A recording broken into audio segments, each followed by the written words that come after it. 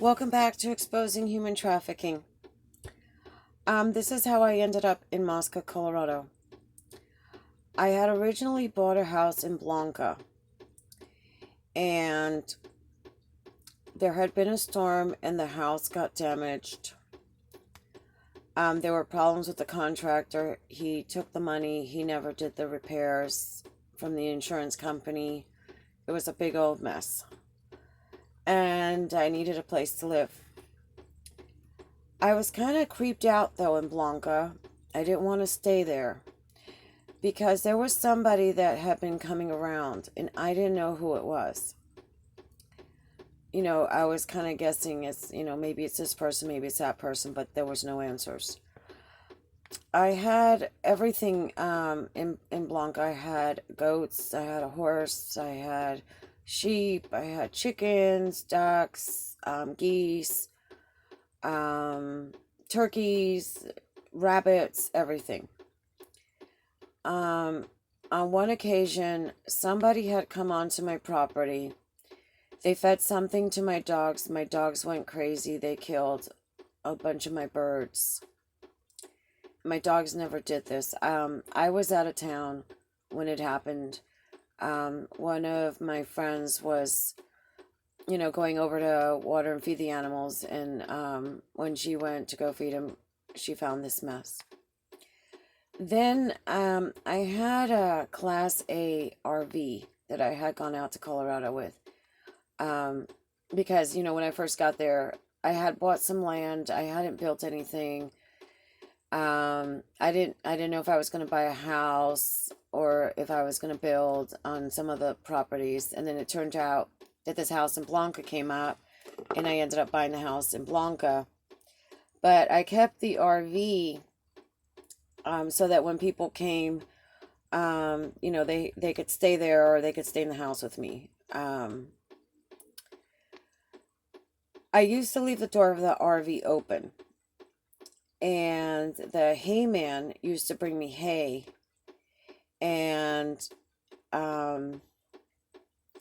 he used to leave it in there, right in the hallway. That way, the goats wouldn't steal it. The bathroom window in the RV, though, kept being opened, and that window faced my house. I couldn't understand. I used to close it from the outside. And then, in a few more days, it would open up again.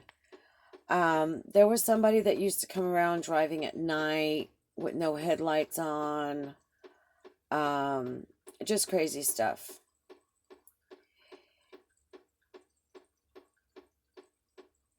After the house got damaged, I spent the winter somewhere else. And when I came back, it was a bit warmer. I went back and I said, well, I'll just stay in the RV. I was still trying to figure out, what was going on with this contractor. And when I went into the bathroom, there was a porn magazine. I was in it from that horrible night in Chatsworth, California on July 20th, 1989, when I was gang raped and trafficked. And this is really disgusting, but somebody had left it there with a bottle of hair conditioner, and they were semen piles all over the bathroom. It was all over the sink, the counter, the walls, the toilet, the whole 9 yards. I was really creeped out. I called the cops. I said, look, this is my stalker. This is a person that stalks me from time to time. The stalking wasn't constant. It was sporadic. It was every once in a while it would happen. I said, go ahead and get the DNA. You've got samples there. Of course, the cops are like, oh no, we can't do that. We don't have the equipment. Lies. More stonewalling from the cops. I didn't know who it was. I was suspicious of everybody at that point. Um, why wasn't it being investigated? What was going on? So I left. After that, my neighbor later on had told me that there was a man with brown hair that kept coming to my house at night, drunk and crying, and screaming my name. I spent the next 2 years on another property. I was pretty well hidden.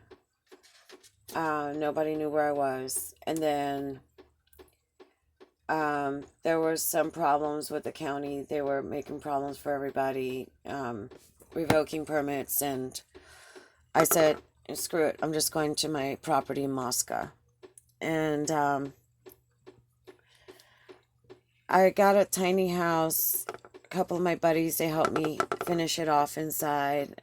We put everything I wanted.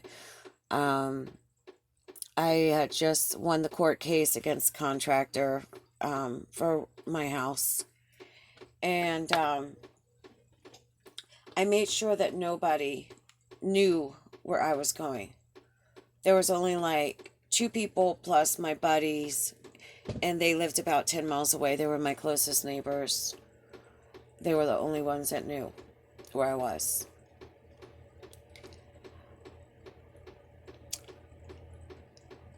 This was, I want to say, July of 2016. Somebody came by my house and they stole my goats, or they tried to steal my goats. My goats got lost on the prairie. I found some of them later on. They were stolen by another neighbor. I got back what was left of my goats. I was worried sick about my goats because they were my babies. They were my best friends. My nervous system was starting to fail because of the shock. I was having trouble eating. I had no appetite. I couldn't swallow. I was coughing a lot because I couldn't breathe. The doctors put me on Ensure to get nutrition into me. And there was this man that kept coming around on this very expensive chrome Harley Davidson motorcycle. My property was located at the end of the road, and it was flanked by BLM land, Bureau of Land Management land, on 2 sides. There was a road that went through the middle of my property on the side.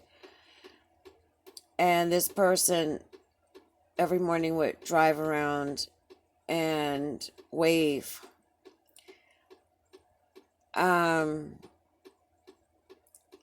It was a nice place. I had $1 million views of the Great Sand Dunes National Park. It was quiet. There were like hills, and I had hid the tiny house behind one of the hills. You could still see like the top part. And so I had met this guy named Albert, a good friend. I didn't know at that point that my stepfather was my stepfather. I thought he was my real father, and he was related to him. And he was having problems also in the county because of the permit moratorium, and they were trying to drive all the outsiders out of Castilla County. And so I started talking to him, and that's how we found out that we were related, and we knew all the same people in Puerto Rico. We had lived in the same town when we were teenagers. And he was really sick. I didn't know he was terminal. He was dying. And he figured, he would buy some land and build a house and live out the little bit of time he had left, you know. So he was sleeping in his car, and I said, you know, typical Puerto Rican woman, right? You know, I'm like, Albert, I have this tiny house. Why don't you come stay with me? And he knew about what had gone on with the goats, and I had told him about the weird man on the motorcycle. So, since he was sick, it was August, and he was always cold. He was, you know, losing a lot of weight. He was, you know, didn't have much body fat. I put him upstairs in the loft of the tiny house because it's about 20 degrees warmer. And, you know, I gave him a lot of blankets and stuff. He helped me do some chores, you know. I loved Albert. It was so much fun to have family and someone from back home in Puerto Rico because I missed Puerto Rico a lot. We were laughing about a lot of things from Puerto Rico. And for the longest time, I hadn't had family around me because I had left all of them. And so one morning we're outside, and there goes the man on the motorcycle again. And I said, you know, Albert, that man really concerns me because I got BLM on two sides. And he goes, yeah, that's a very expensive Harley. And I said, you know, I wonder if it's like a drug dealer or something. Sometimes people would plant marijuana out in vacant land. And I had just moved there like around Memorial Day weekend. So I said, maybe that's a drug dealer, you know, maybe, you know, they're gonna get mad if we're here. And so we kept an eye out. Um, I told Albert to sell his land in Castilla County because there were so many problems. I said, I had bought some land in Taos County. The lot next to me was open. I was going to move my tiny house down. I was waiting for the company to come and pick up the house and take it down there.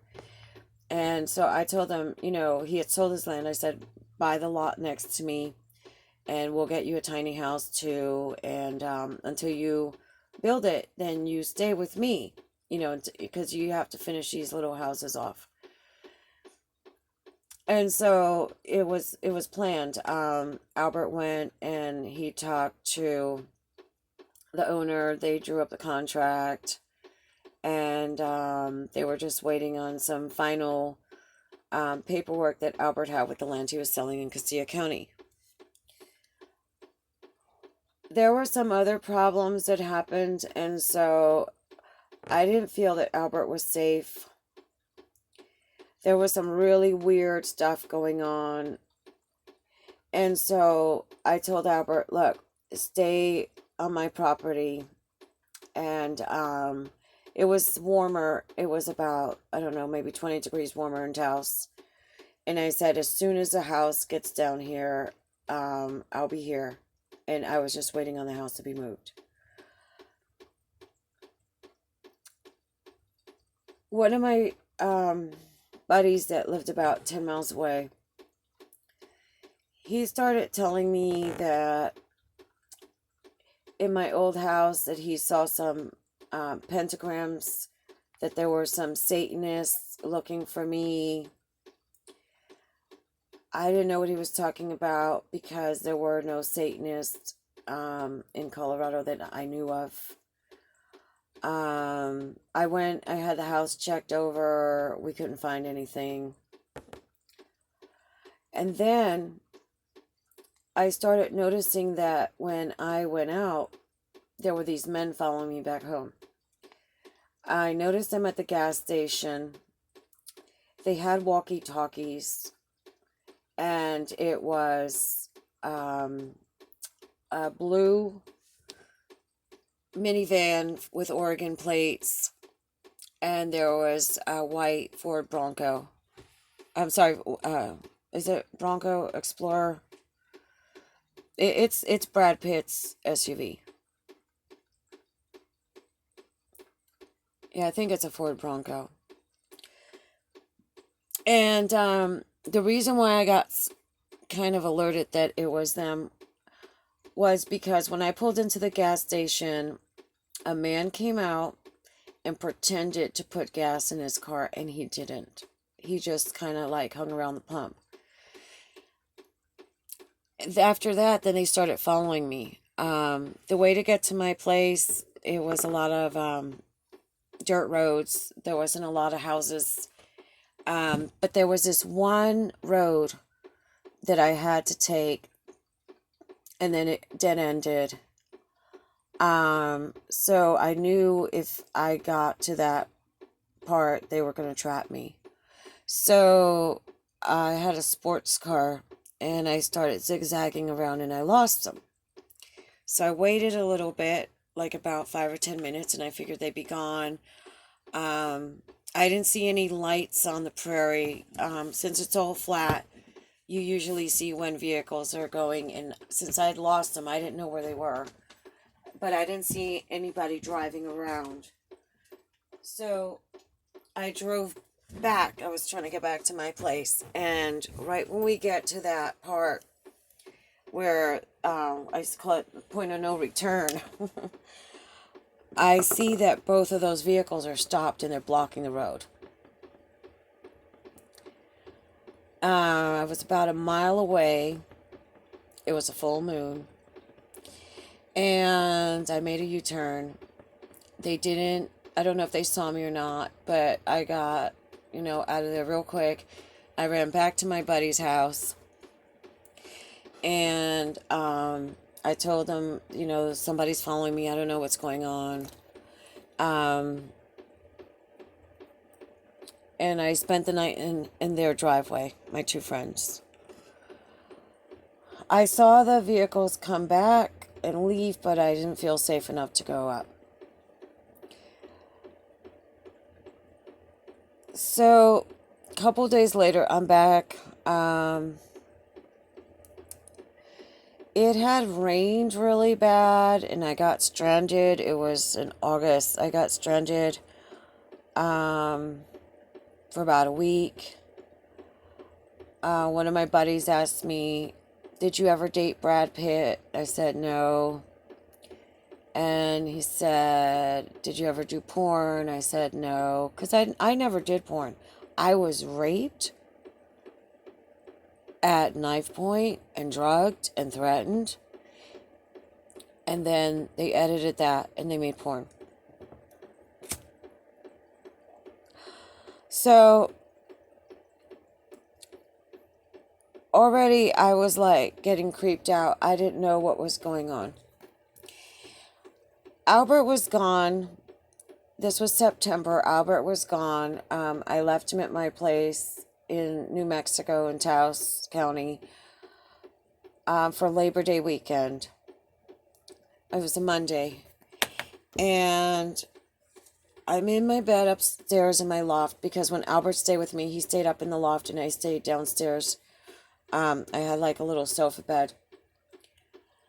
And so I'm back up in my loft and I start hearing like whizzing, like a rubber band whizzing past me.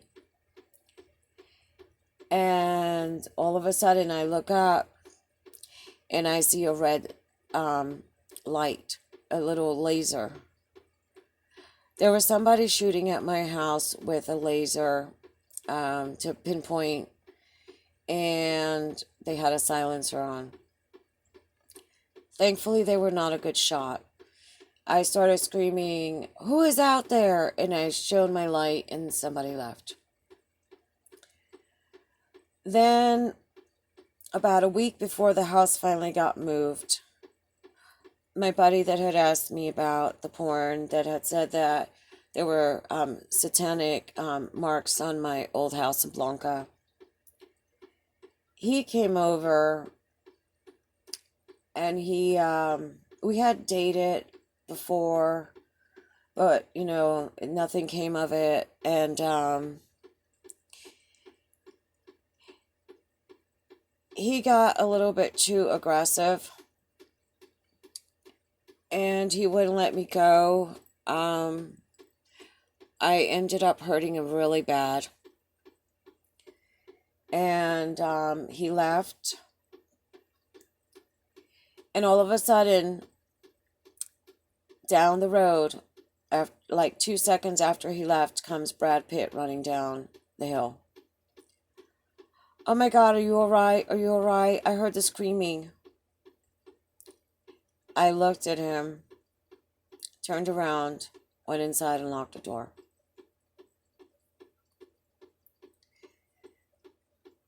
The next 7 days, I was really worried until the house got moved.